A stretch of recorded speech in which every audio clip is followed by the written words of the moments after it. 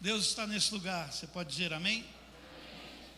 Hoje nós vamos dar o segundo passo para entendermos o que Deus quer de nós como igreja, como corpo, entender e mergulhar nele. E eu quero dizer que hoje é mais um passo que deveremos dar junto ao propósito eterno que Deus tem para nós nessa noite, em nome do Senhor Jesus. Eu quero que você leia comigo, por favor. Depois disto, o homem me fez voltar à entrada do templo, e eis que saíam águas debaixo do limiar do templo, para o oriente, porque a face da casa dava para o oriente, e as águas vinham de baixo, do lado direito da casa, do sul do altar. Ele me levou pela porta do norte, e me fez dar uma volta por fora, até a porta exterior, que olha para o oriente, e eis que corriam águas ao lado direito. Saiu aquele homem para o oriente, tendo na mão um cordel de medir, mediu-me o côvado, e me fez passar pelas águas, águas que me davam pelo tornozelos. Mediu mais 1000, e me fez passar pelas águas, águas que me davam pelos joelhos. Mediu mais 1000, e me fez passar pelas águas, águas que me davam pelos lombos. Mediu ainda outros 1000, e já era um rio que não se podia atravessar, porque as águas tinham crescido, águas que se deviam passar a nado, rio pelo qual não se podia passar. Ele me disse: viste isto, filho do homem? Então me levou e me tornou a trazer à margem do rio. Há 2 semanas atrás, quase 3 semanas atrás, a Leila me fez o convite. Uma semana anterior eu percebi a Leila ouvindo palavras sobre Ezequiel 47, adorando a Deus. Por favor, Diaco, pode desligar esse ar aqui ou diminuir o máximo possível, ou aumentar o máximo possível. E depois ela me chamou e falou: amor, há um mistério de Deus aí, vamos tirar um tempo nosso aqui, para a gente poder adorar a Deus, orar juntos e nos colocarmos diante do Senhor, para ouvirmos o que Deus quer falar. E eu, como marido inteligente, sábio, falei: vamos sim. Então nós decidimos tirar um tempo, todos os dias. Diz comigo, todos os dias. Então foram todos os dias, decidimos tirar esse tempo para juntos buscarmos a Deus. Então a gente adorava, a gente ouvia toda a palavra que era possível, que tinha na internet a respeito de Ezequiel 47. Nós adorávamos junto e depois conversávamos, lia a respeito, enfim. E qual é a direção de Deus? O que Deus quer? Não é? A palavra de Deus sempre é viva e eficaz. Então nós começamos essa busca no dia 14. A Leila começou a busca individual dela no dia 7. Então, 7 dias depois, me uni a ela. No dia 17, na quinta-feira, todas as quintas, nós temos uma reunião de oração aqui às 7:30 da manhã. Então, céu na terra, é um negócio muito precioso. É Deus nos visitando. E a gente tem pouca gente, tomamos café juntos, depois de orarmos, estudamos a palavra e temos essa graça de tomarmos café, de compartilhar. E no dia 17, eu comecei a orar, depois do estudo que nós tivemos, e eu tive uma visão, esqueci de falar para vocês a semana passada sobre isso. É muito raro eu ter uma visão tão nítida como eu tive. Mas eu comecei a orar e eu tive a visão, e a visão era de um rio, de um córrego nascente, e ele era muito raso, porque era o início da fonte que nascia e corria, devia ter no máximo um palmo de água. Todo o rio era de cascalho, não, mas aquelas pedras vão ficando marrom, pedras brancas, que vão ficando marrom. Só que dentro desse rio havia muitas letras de prata. E eu tentava ler o que estava escrito, eu não conseguia. As letras estavam embaranhadas, misturadas. E eu fiquei observando ali e não entendi. Não consegui o discernimento para ler. É engraçado que quando na sexta-feira eu não estava ainda lembrando dessa visão, minha mente é uma bênção. E aí, orando lá com a Leila, sexta e sábado, entendemos de Deus que precisávamos durante 4 semanas estudarmos e caminharmos passo a passo a respeito de Ezequiel 47, porque entendíamos que Deus, ao final de 4 semanas ou mais, Deus ia nos revelar e nos mostrar o que Ele desejava para a nossa vida e para a vida da igreja. E foi muito jóia. Na quinta-feira passada, eu fui em Caldas Novas dar uma palestra para 54 pessoas da mesma igreja do interior de Minas, que estavam passeando em Caldas Novas. E antes de sair, Patrícia falou: pastor, é muito bom que o senhor venha hoje aqui, para a gente poder orar, tem algo que Deus falou no meu coração. Então eu voltei quinta-feira e tivemos um momento de oração, e a Patrícia começou a compartilhar a respeito de Atos capítulo 9, que fala da conversão de Paulo. Ele estava perseguindo a igreja, ele se chamava Saulo, e ele estava furioso com os cristãos, porque ele entendia que cristão e o cristianismo e os que seguiam Jesus eram uma seita que estava acabando com a nação de Israel. E no seu zelo religioso, ele pede autorização às autoridades de Jerusalém para prender à força qualquer judeu que adorasse o cristianismo.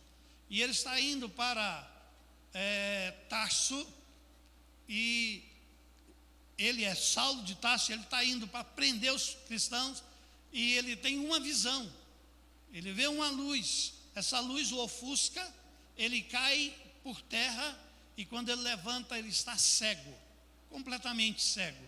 E ele ouve uma voz, e a voz dizia assim: Saulo, Saulo, por que me persegues? Duro é resistir a esse aguilhão. E ele diz: quem és tu, Senhor? E Jesus se revela a ele. Paulo é encaminhado para a rua direita, e ele está cego, e fica cego por 3 dias. Tem um homem de Deus chamado Ananias. Ananias está orando e o Espírito Santo fala. Diz comigo: o Espírito Santo fala. Quantos creem que o Espírito Santo fala? Diga amém. Muito bem, por que você levantou a mão? Só era para dizer amém.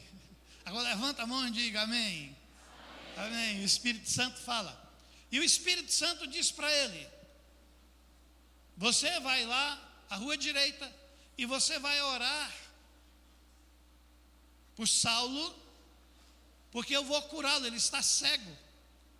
E o profeta Ananias diz: Senhor, não vai rolar não, esse cara ele persegue, ele mata os cristãos, ele é nosso inimigo.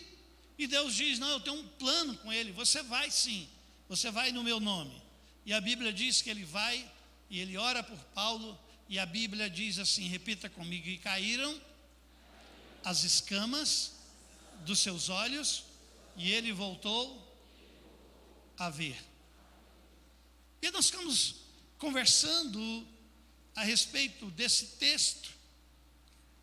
Quantas vezes nós estamos agindo de determinada maneira, achando que estamos agradando a Deus, e na verdade nós estamos lutando contra Deus.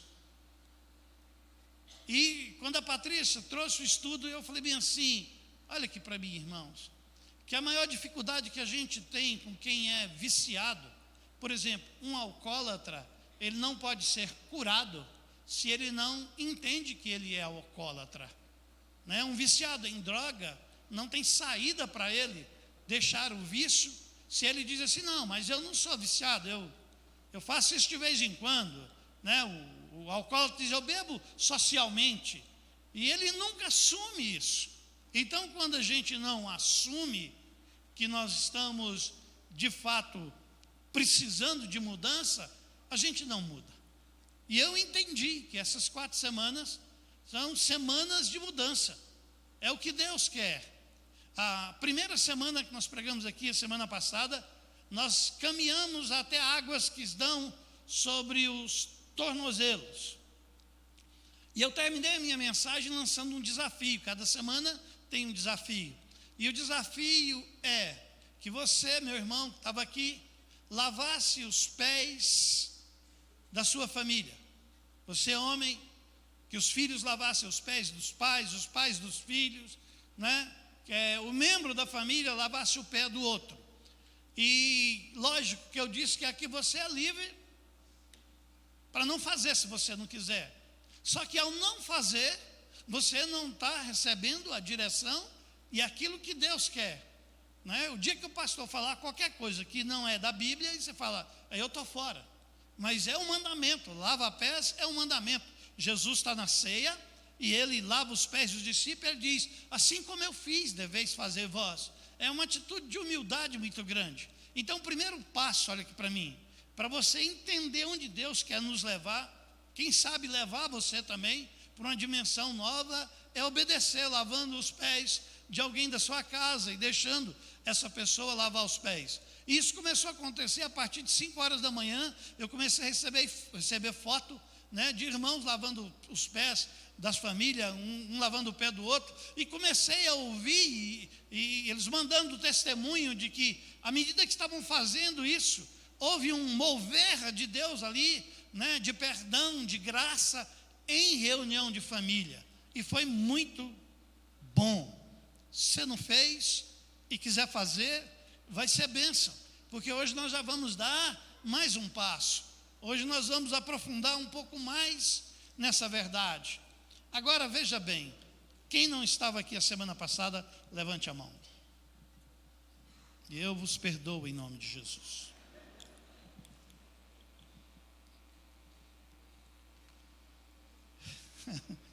E todos que estavam dizem assim, eu também. Agora você que veio essa semana, vai perdoar o que veio semana passada, mas não veio essa semana. Olha como é que o perdão é importante. O perdão chama perdão, você pode dizer amém? Então, para você que não veio, eu quero recordar algumas coisas. Eu disse, olha para a tela, que todas as vezes que eu quero fazer um exegese de um texto, ou seja, entender o texto com mais profundidade, todas as vezes que eu quero trabalhar o texto hermeneuticamente, eu começo a sublinhar algumas palavras, e hoje a gente pode botar palavras de cores diferentes para poder entender algumas coisas. Tudo que eu ouvi, em todas as mensagens que eu ouvi pregar, os pregadores começavam a dizer assim, olha para mim, eu tenho um desafio para você, eu quero saber se você vai ficar com água nos tornozelos, ou se você vai querer as águas sobre os lombos, ou se você quer mergulhar. Você decide até onde você ir, você decide, e tudo começa com uma decisão. Aí eu falei, Leila, esse é o caminho, vou estudar sobre isso. Aí eu parei para ver a palavra, e não tem nenhum momento dizendo isso. Lê comigo o que é que a Bíblia diz, só nessa parte roxa aí, ó. Vamos lá? O homem me fez voltar, ele me levou e me fez dar volta, e me fez passar, e me fez passar, e me fez passar. Então me levou e tornou a trazer à margem do rio. O texto diz que toda a ação é do homem, da visão que ele tem. Ele tem essa visão no capítulo 40, ele vê uma figura tipo cobre, e esse varão, essa pessoa, esse ser, e nós falamos aqui que é uma teofania, uma aparição de Deus, para que o homem entenda, toda ação é dele, ele que faz voltar, ele que leva, ele que traz. Por quê? Porque é um desejo de Deus, querido, para a minha vida e para a sua vida, que a gente apenas não comece, mas que a gente vá até o fim. O desejo de Deus é que você seja obediente e ao convite você possa ir passo a passo. Diz comigo, passo a passo. Então essa é a primeira verdade.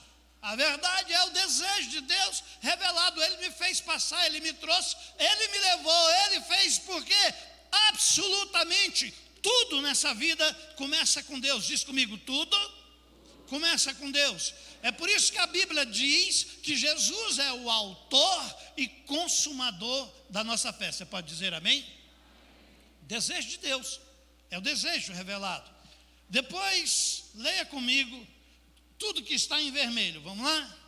Para o Oriente, para o Oriente, para o Oriente. Só até aí. Outra não.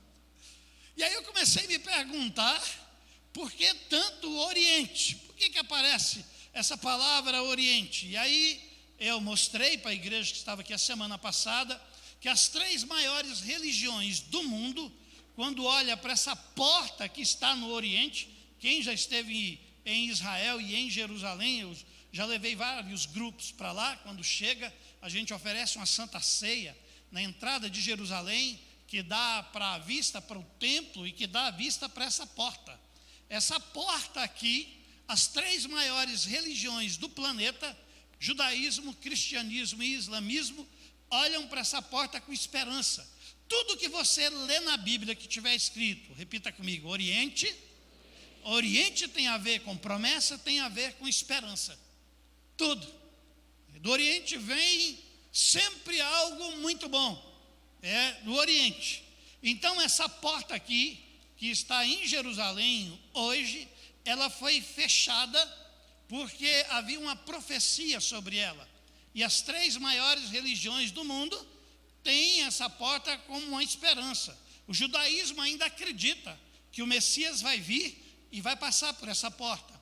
É essa porta aqui que Jesus entrou no domingo de Ramos, e todos receberam a Jesus forrando capa no chão e colocando ramos para que ele passasse como um rei. É dessa porta também que a religião islâmica espera que Maomé ressuscite e venha julgar o mundo, e vai ser nessa porta. O cristianismo, nós, a depender da teologia que nós temos do futuro, cremos que Jesus vai passar por essa porta e ele vai julgar a terra, ele vai estar na terra por 1000 anos. E passando por essa porta, ele vai julgar a terra de Jerusalém por 1000 anos. Quando Jerusalém já foi destruído 17 vezes, e ela é sempre construída por escombros. Em 1500, um sultão, um rei islâmico, um cara cheio da grana, chamado Solomim, ou Solimões, eu evito falar Solimões, você já vai pensar no outro cara da dupla. Diga isso, você não pensou? Quase que é automático. Então é Solomim. Ele manda construir a cidade de Jerusalém. O cara tem muita grana e ele manda reedificar toda Jerusalém, manda construir muros, como era tudo no original, e ele deixa essa porta aberta. E aí alguém da turma dele diz assim: rei, há uma profecia de que o Messias, o príncipe de Israel, vai passar por essa porta. Essa profecia que está escrita aqui em Ezequiel, que foi cumprida, né? E disse-me o Senhor: esta porta permanecerá fechada, não se abrirá, ninguém entrará por ela, porque o Senhor, o Deus de Israel, entrou por ela, por isso permanecerá fechada. Essa profecia, 1000 anos antes que Ezequias lança. Jesus passa, né? Os judeus estão esperando. Quando avisam isso para o rei Solomim, não Solimões, ele fala: então vou mandar fechar a porta, para que o rei de Israel não passe sobre ela. E ele mandou fazer mais, porque avisaram para ele que esse rei que viria é um profeta. E pela lei de Israel, um profeta não pode pisar em campos de mortos. Um profeta, aliás, um sacerdote, não pode passar pelo um cemitério onde tem mortos. E aí, para evitar que o rei de Israel venha e passe sobre isso, começa então em 1500 a fazer da entrada de Jerusalém, sobre os muros da cidade, um cemitério. Esse é o lugar mais caro para se enterrar um ser vivo, porque os muçulmanos afirmam que Maomé vai vir, vai ficar sobre essa porta aqui, e quem tiver enterrado aqui ressuscitará primeiro. Dá uma risada aí, por favor, gente. Obrigado. Ai, meu Deus. Tem hora que só eu consigo rir das minhas piadas, mas tudo bem. Então há uma esperança aqui. Então eu trabalhei essa questão do Oriente no texto. Nós estamos fazendo um exegese do texto juntos. Eu também disse, aqui em azul, leia comigo em azul, pela porta do norte. Diz o verso 2, ele me levou pela porta do norte e me fez dar uma volta por fora até a porta do exterior. Aí eu disse aqui, semana passada, que do norte na Bíblia sempre vem juízo. Mostrei esse texto, leia comigo, vamos lá? Ao que me disse o Senhor, do norte se estenderá o mal sobre todos os habitantes da terra. Hoje, nós queremos dar um passo a mais. Mas é muito importante, olha aqui para mim, que se você ficou para trás, se você não sabia, mas se você está entendendo, que haja o lava-pés na sua casa. É apenas um mistério que eu não posso explicar. Eu desafiei durante a semana passada um novo caminhar. É a primeira coisa que Deus quer, um novo caminhar. Um caminhar de pés limpos, um caminhar que tenha direção, um caminhar que seja lapidado e iluminado pela palavra, um caminhar diferente. E um lava-pés que vai gerar humildade, que vai gerar na família um quebrantamento. Foi muito bom ouvir o que eu ouvi de vários irmãos. Dizendo, pastor, a glória de Deus nos visitou enquanto lavávamos os pés uns dos outros. E eu fiquei muito feliz em particular de ver criancinhas lavando os pés dos pais.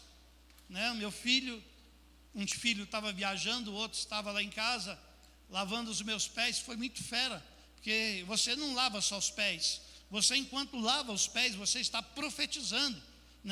Meu filho, que o seu caminhar seja um caminhar de pureza. Que o seu caminhar seja um caminhar de riqueza. Riqueza espiritual, riqueza financeira, riqueza de saúde, riqueza emocional. Então, à medida que você lava os pés, você, pegado aos pés, você está profetizando uma nova caminhada em Deus, uma nova caminhada com o Senhor. Esse foi o primeiro desafio. Hoje nós vamos andar um pouco mais. Toda vez que a Bíblia fala 1000 côvados, 1000 côvados na metragem bíblica são 500 metros. Esse rio tinha pelo menos 2.000 metros, 2.000 quilômetros, à medida que se andava.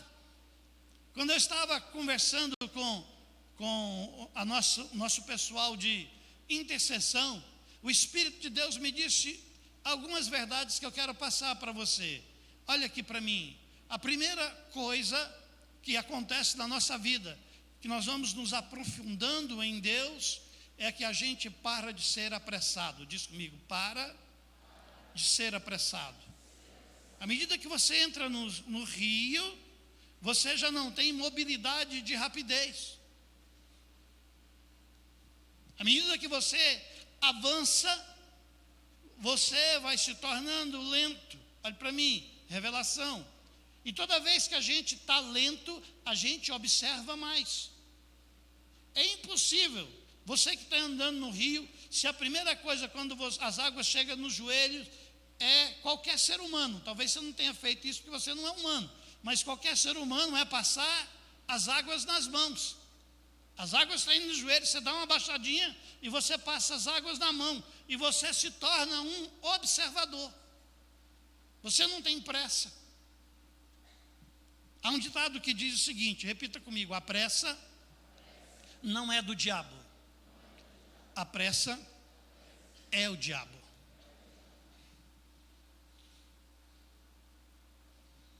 Nós estamos vivendo numa sociedade apressada, escute. A tecnologia veio e a proposta da tecnologia era fazer com que você tivesse mais tempo para aproveitar a vida. E a tecnologia trouxe estresse profundo. A estresse. A gente não aguenta esperar mais. Há um poder da pressa tomando conta da gente. E a gente leva isso para a nossa relação em Deus.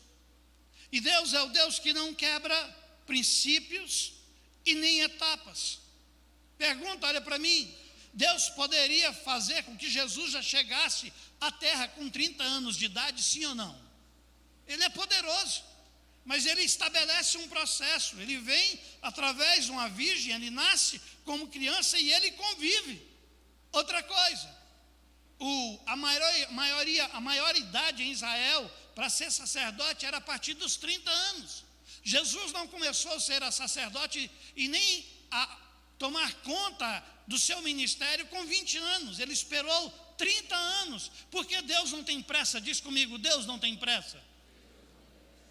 Entenda bem, Deus quer que as coisas fiquem claras. Deus cria etapas. E quando a gente está vivendo a vida do nosso jeito, do nosso modo, a gente está sempre apressado. Eu estava lendo uma matéria que o cara diz que o nome do demônio mais poderoso é pressa. Papai, vamos brincar comigo agora? Não, papai está com pressa. Tem que resolver algo. A gente está sempre escanteando as coisas importantes da vida, porque a gente está com pressa. E a pressa tem roubado da gente essa capacidade da gente observar. Ninguém consegue observar as coisas com pressa. E a pressa tem feito morada. E a pressa tem causado ansiedade. A ansiedade tem gerado depressão e doenças pós-modernas como nunca houve. O chamado de Deus é passo a passo. Ninguém chega, diz comigo, ninguém chega. Ninguém chega nos rios de Deus e já vai mergulhando, não. São passos. E à medida que você vai se aprofundando, você vai se tornando um observador nato, é natural, é do ser humano. À medida que avança, observar. Porque ele não tem essa mobilidade de correr com águas acima dos joelhos. Deus está nos chamando para não ter pressa. Deus está nos chamando para observarmos mais. Deus está nos convidando. E sabe o que é que vai acontecer? Escamas vão cair. Coisas que nós enxergávamos e perdemos com o tempo, ou por causa do pecado, ou por causa da frieza espiritual, ou por causa do comodismo, ou por causa da perda do primeiro amor. Algo aconteceu que é importante, que precisa ser restaurado em nós, e Deus há de fazer isso até a 4ª semana, na sua vida, na vida dessa igreja e na vida desse profeta, em nome de Jesus. Oh, como seria bom falar, Deus, eu quero mergulhar. E foi uma das coisas que eu observei com a Leila. Todas as mensagens que nós ouvíamos, todos os pregadores pregavam essa palavra de sentada. Foi o que eu fiz também. E você já entra, fala do rio e fala de cada passo e dá bronca em todo mundo. Sai aí, ô molenga, sai do joelho e vai e mergulha. Não, querido, isso já é desejo de Deus. Deus quer nos levar. Deus quer nos conduzir. O que você tem que fazer nesses dias é apenas obedecer e se submeter ao chamado daquilo que Deus tem para nós e para você. É só isso. Essa semana é semana de oração. Se os pés têm a ver com caminhada de pureza, o joelho tem a ver com oração. Entenda. Eu não estou aqui afirmando que oração poderosa, fervorosa e que Deus ouve é a oração que você está de joelho. Não. Deus ouve a sua oração, você estando em pé, deitado, de cabeça para baixo, dentro do ventre de um peixe, não importa, é o seu coração. Mas o joelho, o ajoelhar-se diante dele, demonstra sim uma atitude de humildade. Se você for para a Bíblia, todos os textos de pessoas que estavam necessitadas na busca de Deus, no encontro dele, todos os textos dizem que essas pessoas se jogavam de joelhos, estavam prostradas. E o prostrar significa humildade. Portanto, olhe para mim. Depois de lavar os pés, depois de ter um caminhar diferente, a segunda proposta é: precisamos de um quebrantamento, precisamos de uma análise profunda da nossa vida de oração.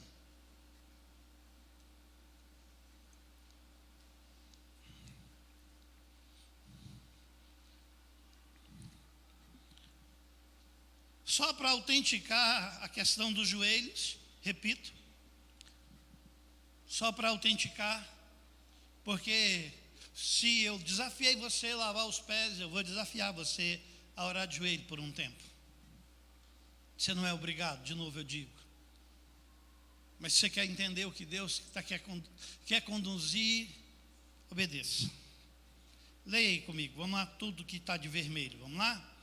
E apartou-se dele cerca de um tiro de pedra e, pondo-se de joelho, orava. Aqui é Jesus no Getsêmanis, Filipenses, vamos lá?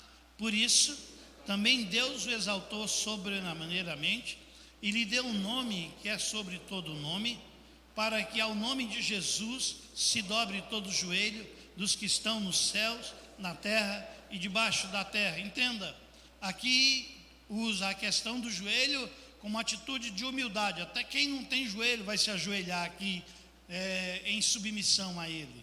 Vamos lá? E havendo dito isto, pôs-se de joelho e orou com todos eles, acompanhando todos com suas mulheres e filhos até fora da cidade, e, postos de joelho na praia, oramos. Ó, vinde, adoremos e prostremo-nos, ajoelhemos diante do Senhor que nos criou. Olha para mim. O exercício dessa semana, para você que quer viver conosco, passo a passo, para entender e enxergar o que Deus quer mostrar, é que você tire em família. Diz comigo, em família. Lembra, o lava-pés foi em família. E eu disse, se você não tem nenhuma família aqui nessa cidade, eu lavaria o seu pé. Só me procurar. Ninguém me procurou, é porque sempre tem alguém. A segunda coisa agora é um tempo em família, de joelhos. Lógico que a gente diz de joelho, tudo depende da sua condição física. Você não consegue, você não vai estar fora da bênção. E também não são 2 horas de joelho, né? Alguns pais falam, aproveitar que o pastor falou, agora é a hora. É um tempo de oração, um tempo breve de oração, mas numa atitude de humildade. E você, pai, que é o sacerdote da casa, que tem que ter essa iniciativa, né? Você é divorciado, então mãe, vem cá, filha, vamos aqui orar. E quando estiver orando, irmãos, a gente está perguntando, Senhor, o que é que tu queres? Estamos aqui submissos à tua vontade. Queremos como família um crescimento, queremos como família uma visitação do Senhor, queremos ter uma nova visão daquilo que o Senhor quer mostrar. É um desafio, diz comigo, um desafio. Então esse é o primeiro desafio, é o desafio em família. Um tempo para orar de joelhos, ali juntos, né? Cada um na sua posição, mas como família, que seja 10 minutos, mas como família. Hoje cada um pode ter o seu tempo de oração, mas a primeira ideia que Deus trabalhou no meu coração, no coração da Leila, é que Deus está nos chamando para uma profundidade maior no nosso tempo de oração com Ele. Você pode dizer amém? Esse é o desejo de Deus. Diz comigo, tempo de oração. A segunda coisa que vai acontecer é a partir de 4 horas da manhã, de amanhã, segunda-feira, nós vamos estar iniciando 24 horas de oração, 7 dias, até o próximo domingo que vem. Entendeu? Então nós vamos estar hoje à noite, quando eu e a Leila chegarmos em casa, usando os grupos aí, consolidando o sonho, abrindo para toda a igreja colocar o seu tempo de oração. Não é para dizer bom dia, boa noite, boa tarde, oi, tudo bem, nada disso. Vou orar de tal hora a tal hora. Então de 0 hora até 0 hora, 24 horas de oração, só que começa amanhã às 4 horas da manhã com o pastor orando, e aí você vai colocar o tempo que você quer. Então são 7 dias, isso implica, se você fazer o compromisso de orar de 6 às 7 da manhã, da segunda você vai orar de 6 às 7 da manhã até domingo. Então são 7 dias como coletividade, 7 dias como família, mas 7 dias também como coletividade. Lembrando que esse tempo é tempo de profetizar sobre a família, sobre a sua vida e sobre a sua casa. Quem entendeu, diga amém. Amém. Muito bem. Depois que eu pensei isso, eu comecei a orar, e eu perguntei assim para Deus: Pai, qual é o maior inimigo da oração hoje, no mundo pós-moderno?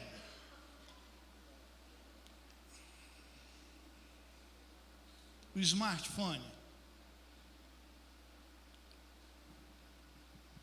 Saiu uma reportagem desse mês da revista Super Interessante.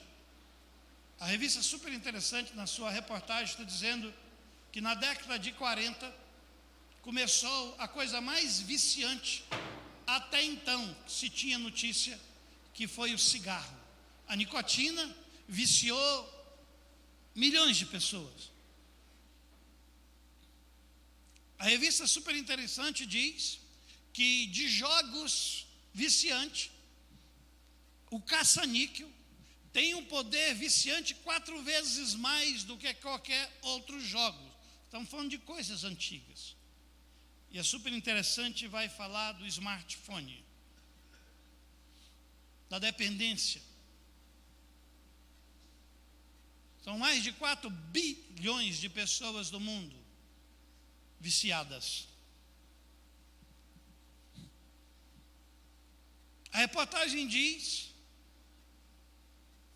que a humanidade foi colocada no maior experimento psicológico já feito por ser humano sem nenhum controle. A internet é a maior máquina de persuasão e vício já construída na história. O cara que construiu o que é chamado rolagem infinita, ele se chama Asa Hesklin. Ele diz que o vício disso aqui é muito grande. Quando você tem uma rolagem infinita, você entra no Instagram, no Facebook, e você vai passando, isso nunca acaba. E foi medido isso. São 90 metros de rolagem infinita. Preso. Tempo. Essa reportagem diz, é assustador, que a pessoa toca no smartphone por dia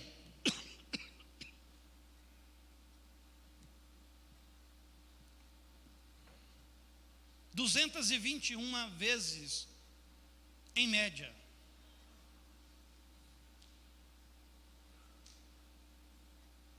Você pega no mínimo 261 vezes. Você toca 2.600 vezes por dia nesse instrumento. Para você ser viciado, você precisa usar pelo menos 3 horas por dia. E a média mundial já ultrapassa isso. Então eu penso que eu tenho uma tarefa muito difícil. Primeiro, que eu tenho que começar comigo. Segundo, Deus tem algo a nos informar. Eu imagino que o que Deus vai falar para nós é que é um pouco do nosso tempo e do nosso amor e dedicação, como nós temos dedicação a esse aparelho. Talvez seja isso. Quando eu estava pensando sobre isso, eu falei, caramba, Deus, eu tenho um desafio muito grande. É igual dizer para você, não beba coca. Todo mundo sabe que é uma merda geral. E você lê aquela reportagem assustadora, fica uma semana e depois volta ao vício. E alguns crentes se atrevem a dizer que no Rio da Vida vai ter a parte da coca da vida.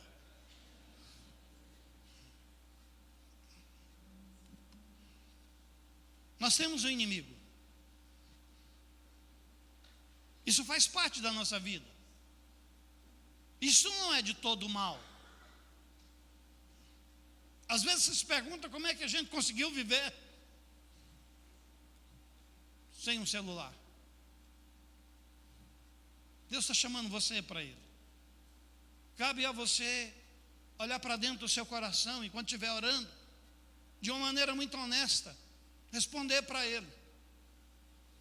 Se de fato o tempo que você passa aqui é tempo produtivo, se de fato você faz isso porque profissionalmente você precisa, familiarmente você precisa. Eu sinto, olhe para mim, igreja, que Deus quer fazer algo conosco. E a primeira atitude de humildade é se vergar. O ajoelhar é apenas se prostrar diante dele e falar: misericórdia, eu não estou conseguindo ver. Ei, eu não estou conseguindo enxergar, Deus, tira essa escama. Sou um viciado e não sei. E o único vício que eu quero ter na vida é o vício de te adorar, porque eu quero te adorar todo dia e toda hora. É isso que deve consumir a minha vida. É isso que deve mexer comigo. É isso que deve impactar meu coração. É isso que deve dominar a minha vida e a minha história. Cada um vai ter que se colocar diante de Deus e ser extremamente honesto, e à medida que a gente fizer isso, pode ter certeza, as escamas cairão e a gente vai perceber e vai enxergar o que até então foi nos tirado. Foi colocado uma escama e nós não estamos em condição alguma de enxergar. Paulo só entendeu que estava errado quando se humilha e cai e volta a enxergar como devia ser. Até então ele achava que o que ele estava fazendo, perseguindo os cristãos, era o correto. Então tem muita coisa, olha para mim, que à medida que você se colocar diante de Deus em honestidade, à medida que você seguir o processo que está sendo orientado pelo profeta dessa casa, dizendo que você é livre, mas se você não se coloca, você não vai entender o que Deus quer.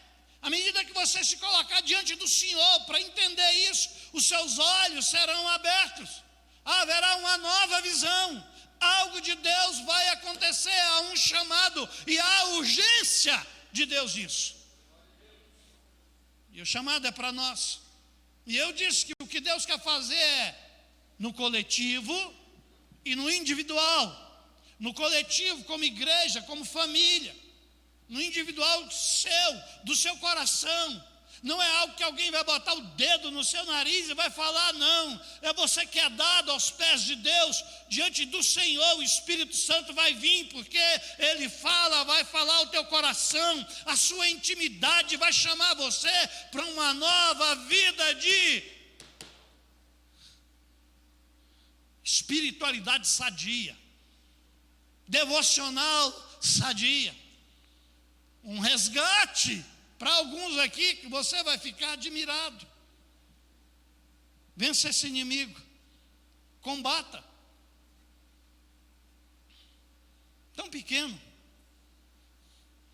mas isso aqui tem mais tecnologia do que a Apolo 11 que levou o homem à lua. Facilidades absurdas, acesso às coisas que pode te afastar do coração de Deus, com um clique, te levar para um mundo de pecado e de vício. E o chamado de Deus é: volte-se para mim. Esse é o desafio. Essa semana, as águas vão até os joelhos. Baixe sua cabeça, o pessoal do louvor vem para cá.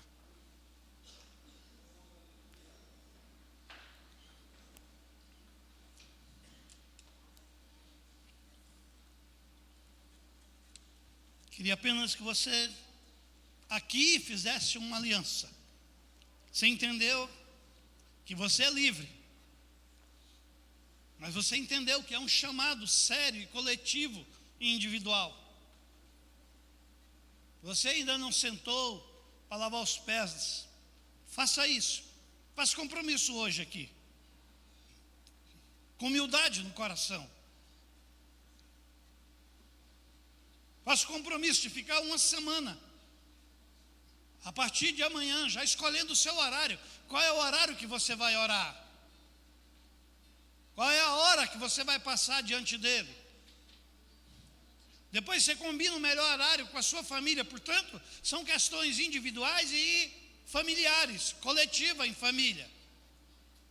Na questão individual, eu espero que a gente tenha pessoas que estejam dispostas a orar 3 horas da manhã, pelo menos por uma semana, para a gente poder vencer esse ciclo de 24 horas.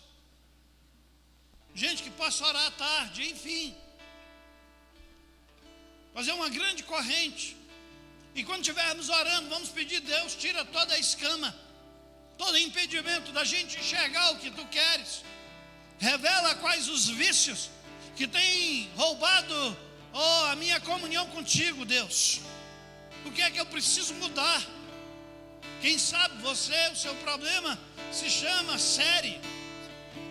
Você está seriamente dominado por série. Você precisa tirar um tempo que você está assistindo série para ficar fora de série na presença dele. Recebam, quem sabe, um tempo para chorar. Há um chamado para a igreja. Há um chamado para o povo.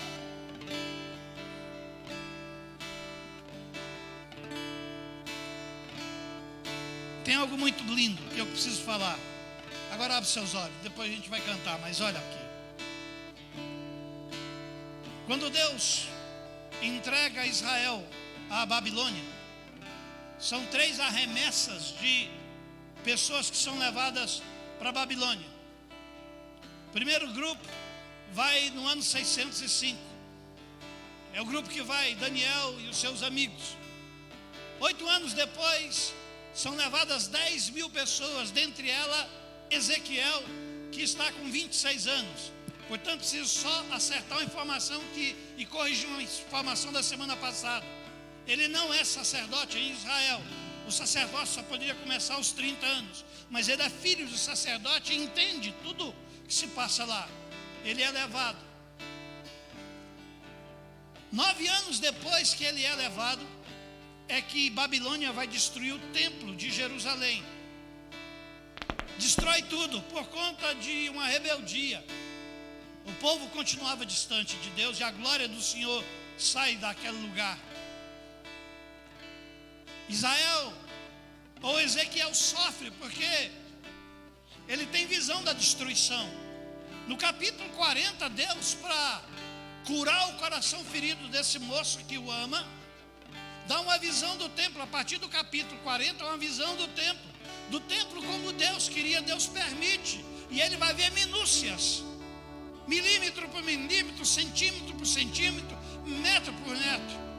Deus vai mostrando o templo para ele. A partir do capítulo 43, Deus vai dizendo o pecado que o levou a destruir o povo. Depois volta para a visão do templo. E no 47 é que ele vai ter a visão do templo, agora que saem águas que restauram. É um bálsamo que cura, porque o coração do profeta também estava enfermo e triste. Eu imagino, gente, que Deus, passo a passo, quer nos curar de algo, ou de algumas enfermidades que não temos conhecimento. Enfermidades físicas, sim. Enfermidades emocionais, sim. Enfermidades espirituais, sim. Coisas que não enxergamos porque ficamos cegos. A pressa nos cegou. Então agora nós estamos andando, entre aspas, vagarosamente, porque quem ora chega na frente. Quando Elias fica orando e o rei foge para avisar para Jezabel o que havia acontecido, Elias ora por horas. Depois que ele ora, ele é tomado pelo Espírito e ele corta a carruagem do rei. Sempre quem ora chega na frente. Esse tempo para você orar não é tempo perdido de você falar: não quero ficar devagar. Engana, querido. Quem ora, quem busca, chega primeiro, é mais veloz, tem mais visão, enxerga tudo. Esse é o convite de Deus para nós. Nossos olhos sejam abertos e o nosso coração dilatado em amor, no nome de Jesus.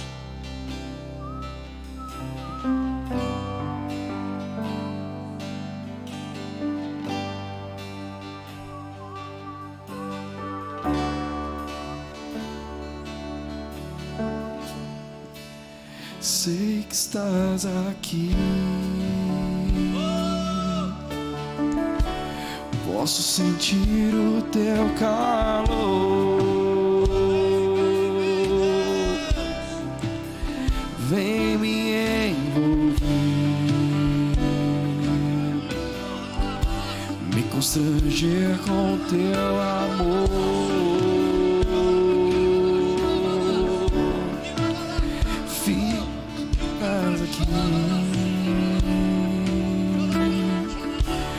Posso sentir o teu calor.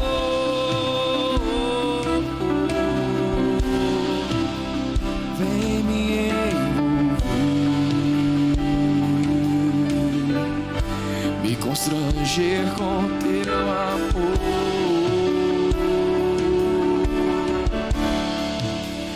Filho de Davi,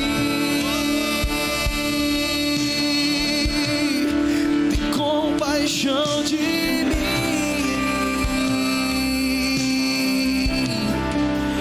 toca nos meus olhos, faz as escamas caírem.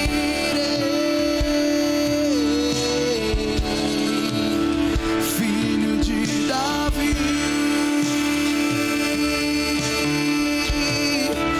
com paixão de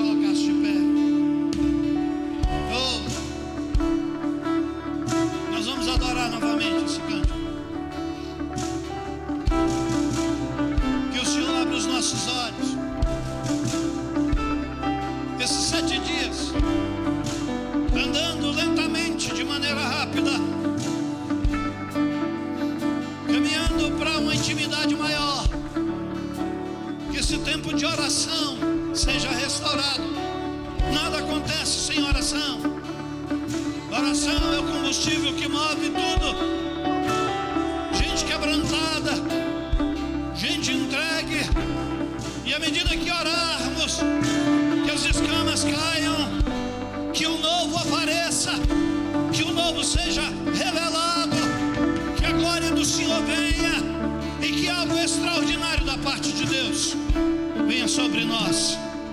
Aleluia. Sei que estás aqui, posso sentir o teu calor. Vem me envolver, vem me envolver, me constranger com teu amor. Sei que estás aqui. Posso sentir o teu calor. Vem me envolver, me constranger com teu amor. Filho de Davi, tem compaixão de mim.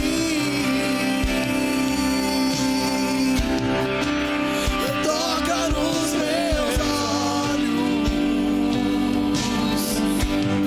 faz as escamas caírem.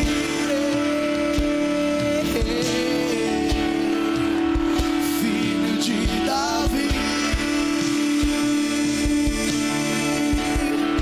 tem compaixão de mim.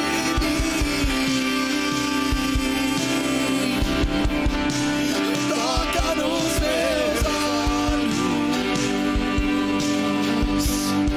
depois eu quero te ver, quero te ver, eu quero te ver,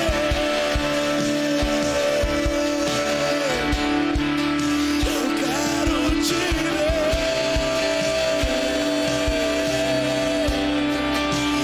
Toca nos meus olhos,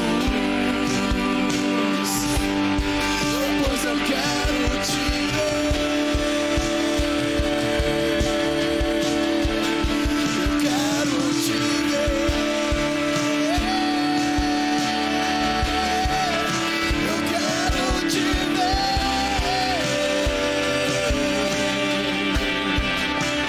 Toca nos meus olhos, pois eu quero te ver. Escute, igreja. Eu quero lançar um desafio agora. Eu queria que você que tem saúde para isso, se colocasse de joelho agora, em atitude de humildade, diante do Senhor. Ajeita aí. Lembra, você não é obrigado. Mas se você quer entrar no propósito, só obedeça. Deixa teu coração se rasgar diante dele. Comece a falar para ele as frases que estão vindo à sua mente. Comece a pedir socorro, igreja. Comece a pedir ajuda. Clame ao filho de Davi. Clame por ele. Diga: Filho de Davi, tem compaixão de mim. Toca nos meus olhos, faz as escamas caírem. Filho de Davi, tem compaixão de mim. Toca nos meus olhos, pois eu quero te ver, quero te ver, eu quero te ver.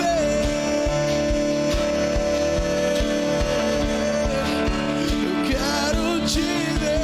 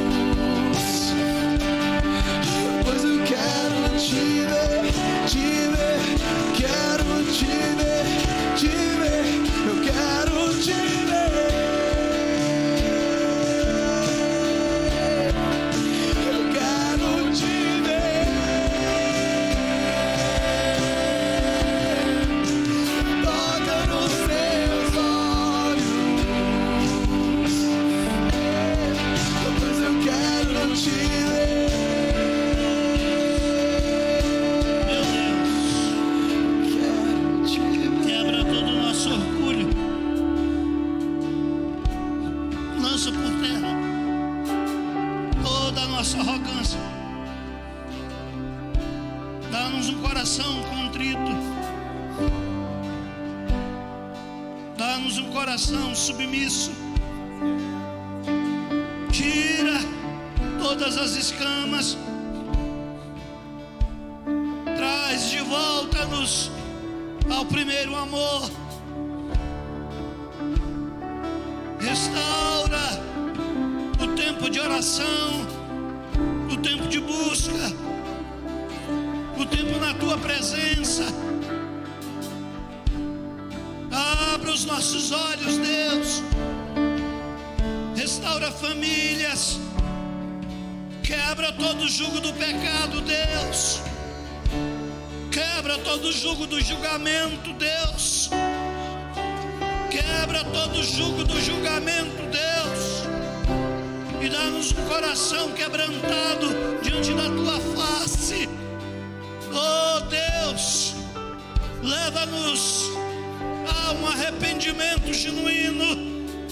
Dá-nos amor por ti, compromisso com o reino, compromisso em fidelidade, compromisso com o tempo. Oh, toda pressa que nos prende, que nos amarra, que nos adoece, seja quebrado pelo poder do teu nome. E que a vida em ti, a vida abundante, o fluir do rio, as águas purificadoras, venha sobre nós, Deus. Venha sobre nós, Deus. Venha sobre nós, Deus. Libera as águas. Quebra todo o comodismo, Deus. Quebra todo o comodismo, Deus. Faz tudo novo, Deus. Faz tudo novo, Deus. Filho de Davi, tem compaixão de mim. Toca nos meus olhos, pois eu quero te ver, quero te ver, eu quero te ver, eu quero te ver.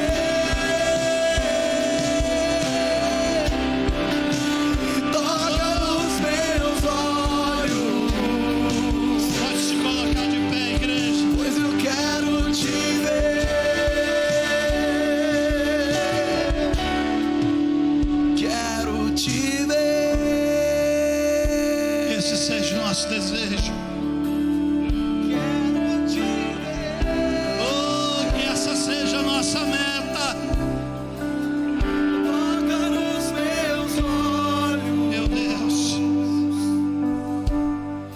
pois eu quero te ver, Toda indiferença caia por terra. quero te ver,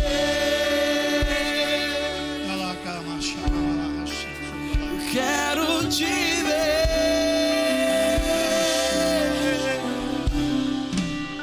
Toca nos meus olhos, pois eu quero te ver. Aleluia. Aleluia.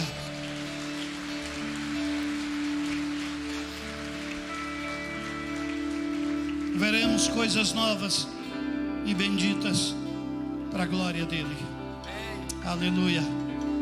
Podemos sentar, igreja. Semana que vem nós vamos dar o terceiro passo juntos, em coletividade. Confesso, não tenho ideia ainda de onde chegaremos, mas tenho certeza que não ficaremos no mesmo lugar e receberemos coisas grandiosas do Rei. Você pode dizer amém? Tia Denise tem uma apresentação que ela me pediu das crianças. Quem sabe isso venha também abrir os nossos olhos